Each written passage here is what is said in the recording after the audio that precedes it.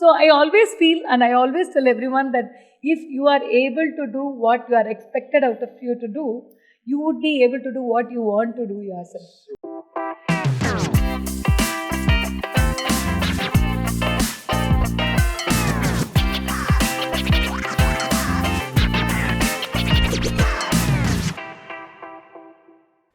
Ladies and gentlemen, welcome to Networking and Beyond.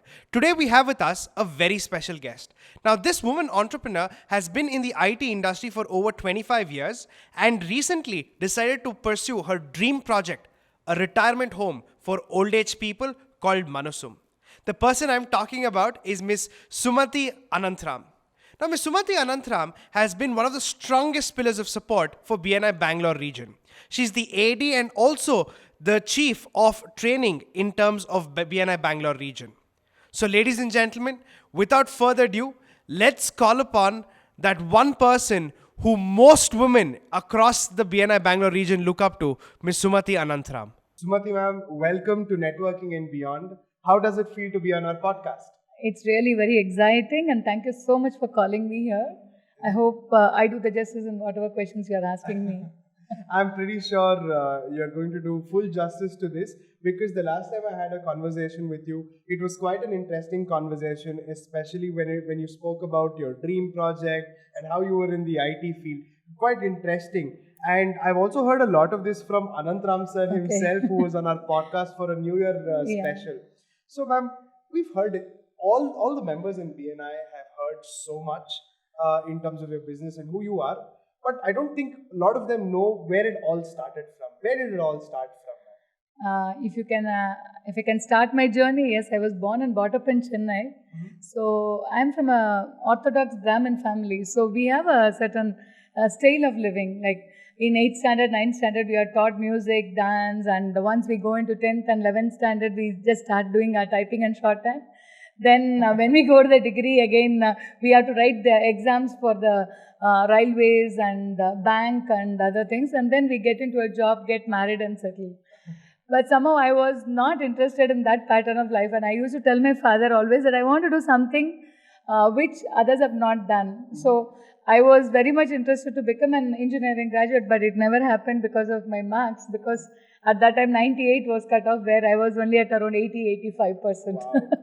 So I joined my degree in BSc Physics. So I had a lot of interest on repairing the computers, or whenever I get something, I would love to solder, desolder, do a lot of things. And luckily, I had a tenant who was doing the computer servicing at that time. It was not small computers. It was called as mini and mainframes. So it is like computers worth cupboards and cupboards of place, and we repair the boards inside. So unfortunately, I got the person who was there, and he used to teach me how to do about and how to go on the repair of the same, and I love to do that. So I have a question. Yeah. You said you come from an Orthodox family. So usually an Orthodox family does not allow you to do everything and anything that you want. But how did you get your way through the computers part, especially coming from that kind of family? Yes, my father was one of the root cause, because he used to always say, whatever you want to do it 100% of what you want to, then there is no problems. So I used to always tell him that I want to do this, and I used to sit after my college, I come back, so 7 o'clock, because they were our tenants, so it was inside the compound wall. So I used to sit with them and work on the computer servicing and other things. So which my mother did not know for quite some time what I was doing. So she was under the impression that I was trying to final year degree it was, and I was in BSI Physics and Applied Electronics. So she was under the impression that I was learning more on my subject, whereas I was learning more on the servicing part of it. So after some time, it was so nice of the gentleman called Ravi, who helped me to really understand how to repair, how to understand, how to diagnose the problem and go ahead. And then there was no thinking back on this. So what was like the proof when you said, there was no thinking back on this? Was it because did you earn some money, or did people start recognizing you for that? How did it happen? How did you realize that? It was not money or this thing, but it was the personal satisfaction that when something is given to me, and when I was repairing, when it is dead and you bring life to it and you are able to diagnose the problem and service it, That is when I was feeling very happy. One is, see, I want to always prove from my childhood that I am nowhere less than a man. So, because always they used to say that, no, this is not your work. No, you don't do this. There was a gender bias always which I cannot accept. So, I used to always think that no, I would do everything, whatever anybody can do. So, in that way, yes, I was very, very proud, and every time I used to go and repair and I used to come out with a solution and show it working, I used to feel myself very proud that I'm equivalent to all. That's fantastic, and I think I can definitely agree for the fact, because not many people can do what you're doing, and when you can create something with your very own hands and remove an error and replace it with the right solution, there's no feeling like it. Very, very true. It was fantastic, and that was how I got my first job too, because the director from Bombay had come twice and he saw my interest and he saw my way of working. He said that you are getting the job the next day you are coming out of your college. And that was one more pride for me. I didn't look out for job. So, I mean, tell us a little more about this story, because how did you meet this gentleman for your... As I told you, he was our tenant. Okay. And since I was very lucky to have my office just on the ground floor and we were on the first floor. So they were actually doing the computer repairs of all the banks. At that time, bank had the new ALPMs they were calling. That is called as all ledger posting machines. And it was only a PC. It was 8088 based PC. So it doesn't even have a hard disk. It was only a floppy drive. And the entire data was stored somewhere else. So with that, I was able to understand how they do it and all. But I got a customer exposure only after I became an employee of them. That's nice. So, ma'am, your first job was possibly, I can say, a dream job, which was on the lines of what you wanted to do. But was it actually the first time you were actually making some money, or what was the whole process? I mean, I know you're a very enterprising person, for one. Actually, I have to give you a small background here, because my father was a ninth in the family and my mother had 6 brothers. So even a smallest function of ours would be around 50 plus people. And since I was from the youngest son in the house, so whomever wants to go out, they will send me to their house to take care of the elders and take care of the house. So I was also very happily doing it. So in fact, I started earning when I was in 9th standard. Wow. And it was, I want to just help my family was my thinking. So I started stitching nylon bags. I'm a typical, again, Brahmin girl, because there we used to learn tailoring also along with our other things. So I used to stitch nylon bags, and my first earning was 258 rupees. Wow.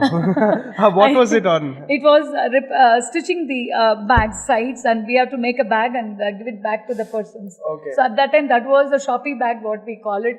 And every bag I stitch, I was getting around 2 rupees. Okay. So I was, the first holiday I made around 258 rupees.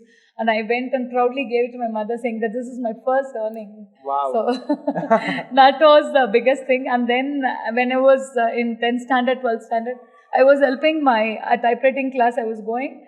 And my teacher had an operation. So she was on bed rest. So I took over of the institute for 3 years. So that is again one more earning. So in that way, yes, I started getting into this when I was very young. So in fact, I told Ananth that I would not work after my marriage, because I'd already worked by then 10 years. No, I mean, it looks like you've been such a go-getter from the time you were, in your teens. And I think that's a very fascinating idea. Because as a teacher, sometimes I look at today's generation and say that today's generation thinks that there's only one way to do it or the second way to do it. If you try going the unconventional way, great things can happen, and I think your story is a proof for that. It's 100% true. What I used to always think is, if I'm able to do what they want me to do, I can do whatever I want to do. That was my principle always, because I love games apart from this. I was in the volleyball, and I had gone to the level of representing the district. So even in the college, I was a college player, and even in the school, I was.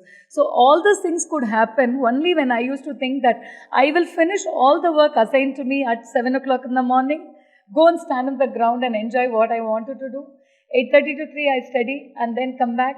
And again, 5:30 to 8, I go back to the my institute where I was helping them on the typing and shorthand. I left. So I always feel, and I always tell everyone that if you are able to do what you are expected out of you to do, you would be able to do what you want to do yourself. I think that takes a moment to rewind and understand, but the deep words, Yeah. Ma'am, now let's get back to where we were having a conversation about your work. Yes. Now you said your first job, you'd landed, you loved your job. What happened next, ma'am? What was the progress from there? Oh, it was a very, very big experience for me. First day, I'm appointed as a service engineer, and I walked with a big suitcase. At that time, I was very thin. So carrying a big suitcase and going, and Union Bank of India was my client. I still remember the gentleman's name, but I don't want to name it here. No problem. He was he's a GM, and I had a assistant person who was taking care of the IT. So I go in and I say that I've come for repairing your computers, and I have been appointed by so-and-so. He saw me like this and he said, can you just wait outside the cabin for a few minutes? And I thought he was going to welcome me and other things. And with so much of happiness, I went out and I was sitting. And then the conversation started heating up in the call with my boss inside. Like I could hear a lot of words and I was not able to tolerate because he was scolding him that how did you send a small girl for repairing this computers and all are 1 lakh worth and how do you want to talk like this and it is impossible for you to be responsible. So they were continuously talking and my boss on the other side was trying to convince him saying that no, she would do in case if she is not doing, I'm coming. With that, having tears in my eyes, I went back and I literally pleaded them on that day saying that, please give me an opportunity, give me just 3 months time. If I am not able to deliver what you want me to deliver, I am ready to walk out. If I can, please give me an opportunity, don't just send me because of the gender bias. So they were very reluctant, but they gave me an opportunity. And they said, okay, I'm giving you 4 branches and you have to maintain all and you have to give me the detail, everything they gave me. And I said, definitely I will prove myself. And 3 years, not even 3 years, 3 months was the time given to me to prove. So as I was doing it and I was very nervous initially, but then I got used to the entire thing. And the CPUs used to be very, very bulky, okay. Even to open it from inside and they would remove the monitor, the thing and say that the screen does not work. So they would also do a lot of things to test how much I know about it. And I was very happy and I was able to prove myself. And 3 to 6 months down the lane, they made me literally one of the employee of the bank. In fact, when Deepavali and the New Year used to come with all the employees getting a snack box, I will also get one. Saying that, no, give it to her also. That's really nice. So then it was not looking back. We opened our own branch in Chennai and I was taking care of it. And we had BNIs, we had a lot of big group of companies joining us as a customer. And now, in this whole story that you told me, one thing that I can scheme off was that the IT industry back then or even now is a male-dominated industry. 100%. Has been. But now things are changing. There's a small ratio that is building up even in terms of women, which is very nice, especially for a society like India. So I want to understand from you, how did it feel to be like amongst the minor crowd there? Did you feel, out of place? Or what were some of the challenges apart from this that you faced? See, definitely this field was male dominated. And so many times what used to happen is when we go and sit for a tender, because we were working predominantly with defense and public sector. So when we were going and sitting in front of the client and giving them solution, they used to see only Ananth or they used to see only the male people because they were not sure how I can deliver a design compared to them. So, but I would be a part of that, talking to them again and again and giving them a confidence that yes, I can also create what you are asking about. And then after you prove yourself that you are capable and you can sit and you can discuss and you can also give them ideas which really worked for them, they started giving me respect. Super. So in so many seminars and conferences, it would be like lady and gentleman. So that was a proud moment for me, more than me feeling bad, because very few people in the industry and one person sitting for all the seminars. Thanks so much for Ananthram, because he always felt that I am with him 100%. Like, he was not treating me like one step below. He said, whenever we used to go for the seminar, we both used to go. And we used to be there, and I was treated equally. It was not never an incident where I could remember that they were treating me differently. Super. So that was the thing. But it required a lot of patience. And also, everywhere, only one thing again and again I had to do was to prove myself that yes, I can also do it. Ma'am, now I have a very interesting question. How did you meet our ED, Mr. Ananthram? You mentioned his name, and so it goes back to your first initial job days. Now, how did this whole thing spark up? Ananthram was junior to my company. Me and my colleague was already in the company, and he had just then resigned in Bangalore, and he had come to support us in the Chennai when we had just then taken the branch office, and I was running the branch office. So that's how I met Anand. And I think 1 year we worked together, and we found a lot of things together. But it was an arranged marriage, I can say, because their family saw me, and they thought that I can fit into their family well, and Anand felt so. And in my house, there was a lot of resistance. As I told you earlier, it was a very orthodox group. But still, we won over a lot of hearts, and today he is the best wanted son-in-law in the family. That's nice, and I think you are the definition of a power couple. And every time I see you and Ananthram sir take care of BNI and take care of your Manusum project, it feels so nice to see two people who are partners, not only in life but also in business, and we're doing it so well together. And I think you serve as a great inspiration for a lot of women and for a lot of people and households that are there, ma'am. Thank you so much. It was not easy for me to bring in that also, but we had a very, very clear definition. In fact, in the office, if anyone sees both of us, they will think how you are able to be together in life. Because to that level, we fight for our strengths, and we fight for our we have to tell something and 100% authenticated. We stand for our words. We don't let it go just because it is others. So we stand for whatever we say, and we fight it out, and we get. But only one principle: the minute I come out of the office, I am his wife, and I perfectly manage that. When I come home, we have never ever discussed our business challenges or anything in front of any of my relatives. I live with my in-laws. Till now, they do not know what business I do, and now what is my turnover, how do I do. No. Super. Because that we have maintained it. And even if there is a difference in opinion, I have to cry, I have to spell out, I have to talk, everything happens in the car. The minute I get out of the car, I become a perfect daughter-in-law, and he becomes a son. No, I think that's a beautiful way of doing things, because I'm honestly, irrespective of how things are, I think in business also you'll have ups and downs, just like how in life is. And it's so nice to see somebody who can speak from such an authentic point of view, saying, hey, you need to cut off where you have to cut off. It's quite important, especially for business people. Very much. So moving on, how did your BNI journey start? Okay. And what's the story behind it? BNI started 15 years back.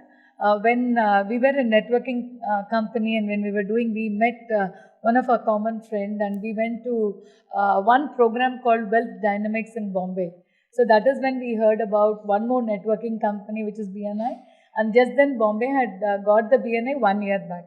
So Ananthram and 3 more partners were there in that particular BNI meeting. We liked it very much, because generally what I can say is the character of BNI is to give, and we love to give, because by then we had learnt a lot.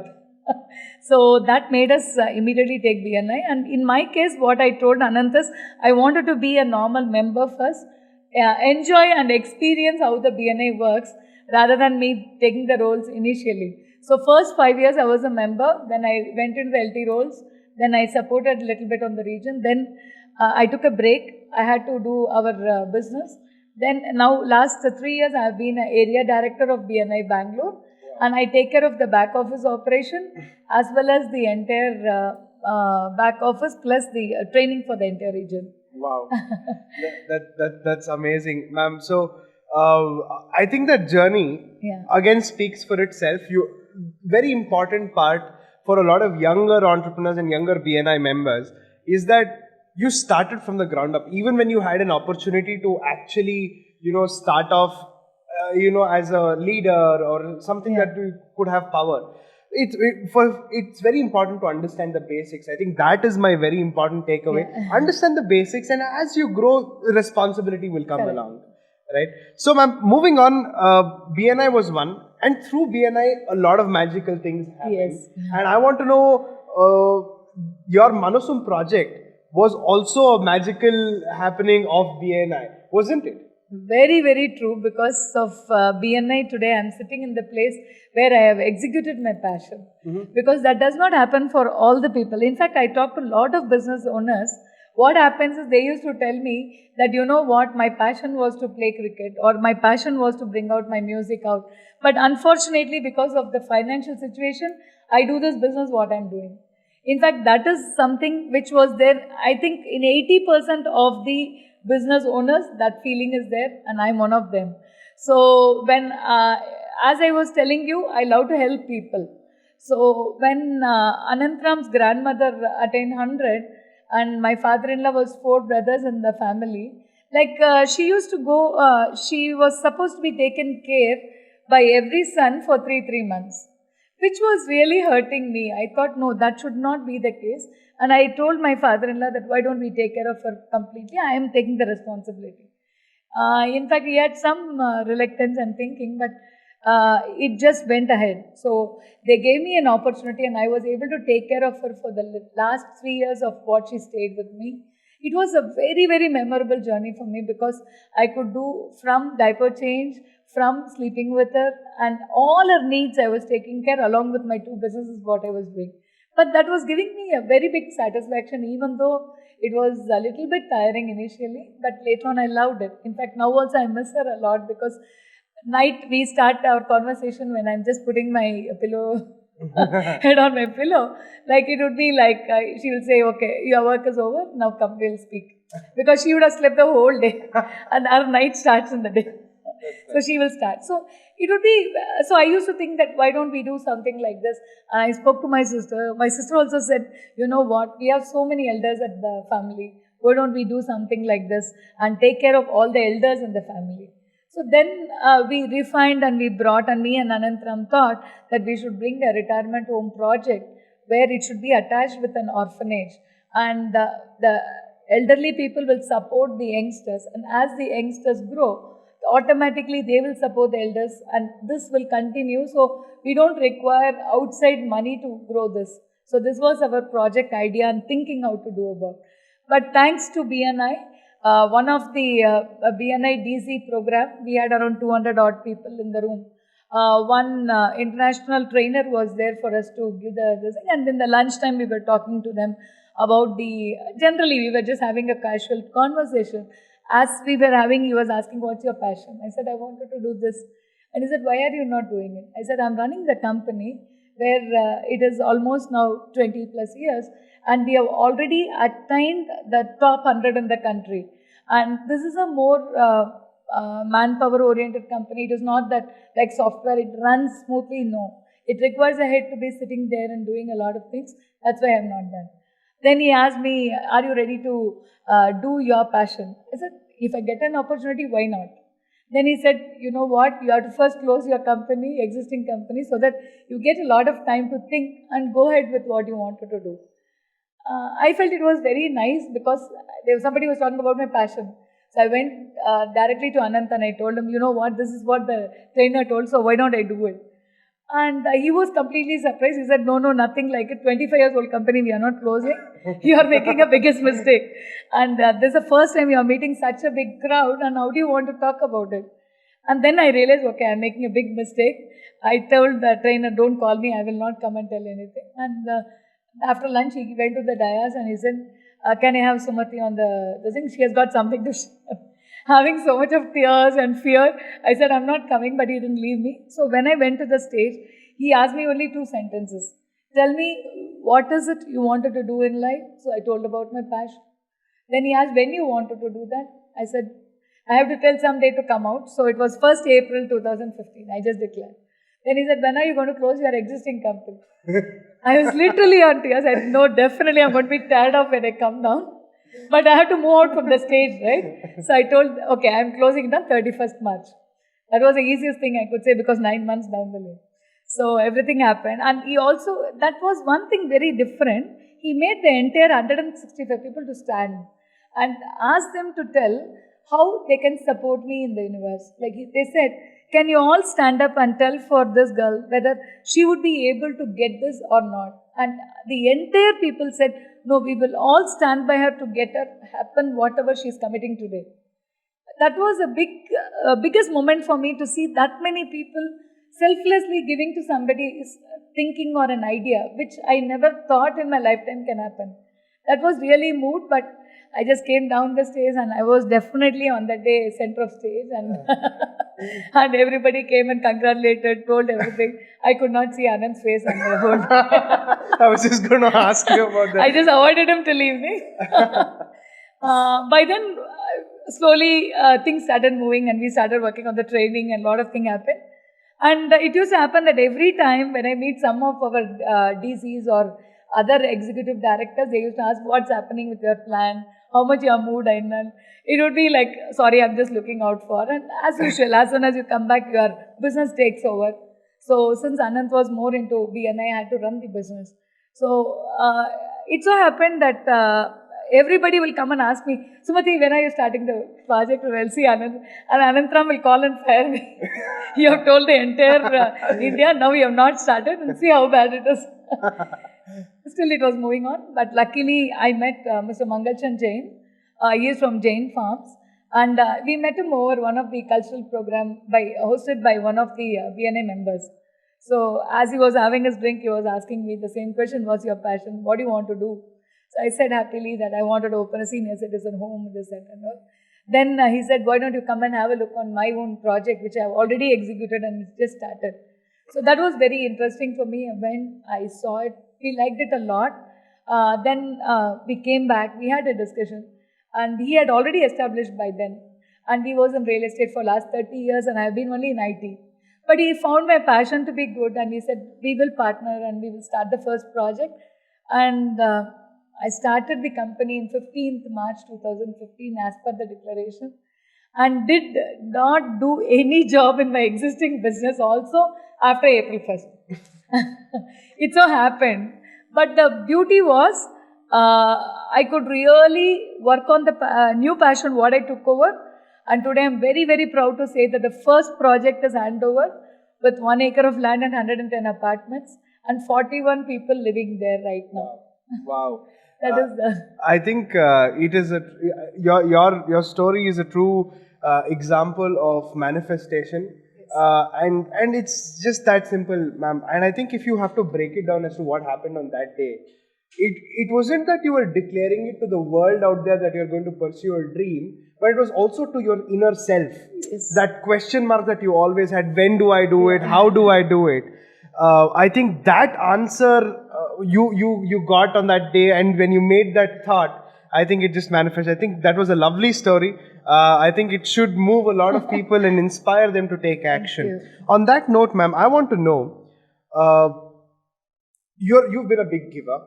And one of the things that you also advocate is, empowerment of women in entrepreneurship.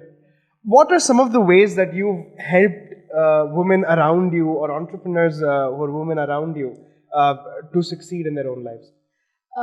Whenever I see a woman, if she says that she's a housewife, I'll pull her first and I'll talk to her for half an hour and at least ask her to start a sari business, which is very, very easy for them to start. And the second thing, I always tell all the women, it is 100% okay to fail.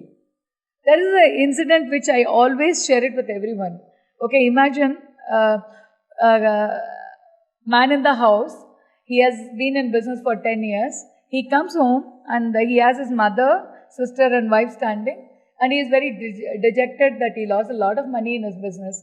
And he tells that, what do I do next? I don't know. I have lost so much of money and I have to think what I have to do, or am I fit for business? So what would be the few words you think that the others would have told?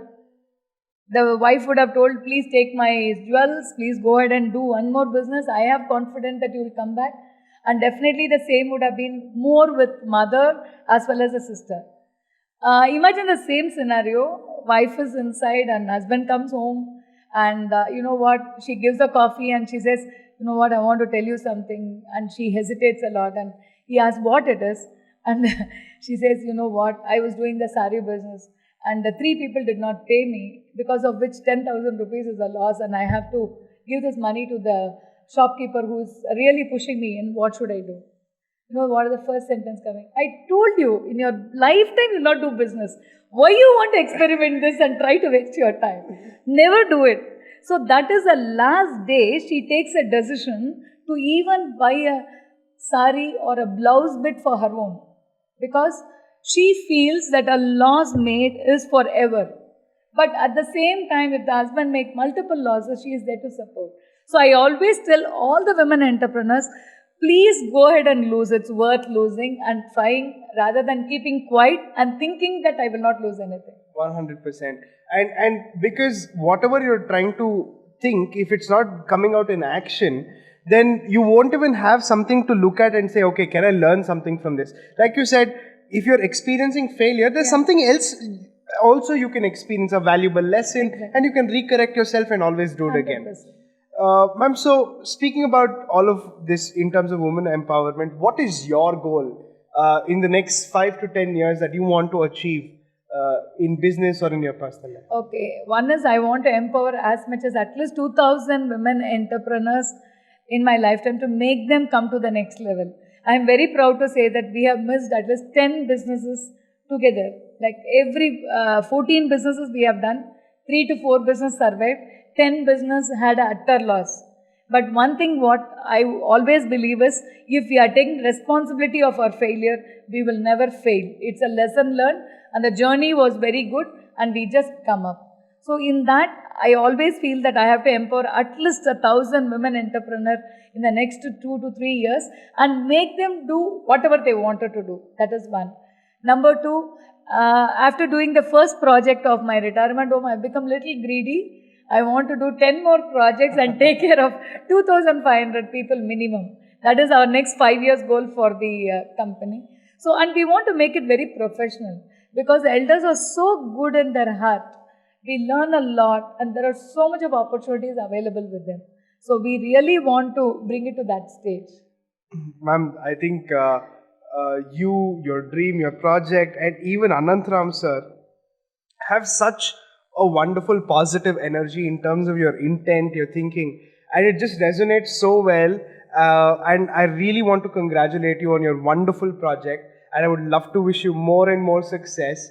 And may you touch as many women, as many elders, and as many people as you have been touching in the right way possible throughout your life, ma'am. So thank you so much for this first segment that we come to an end to.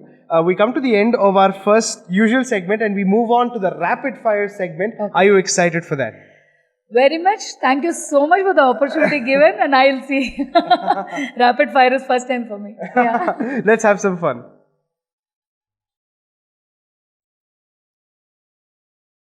Okay. So, ma'am, any of the questions you got to answer within 5 seconds. Okay.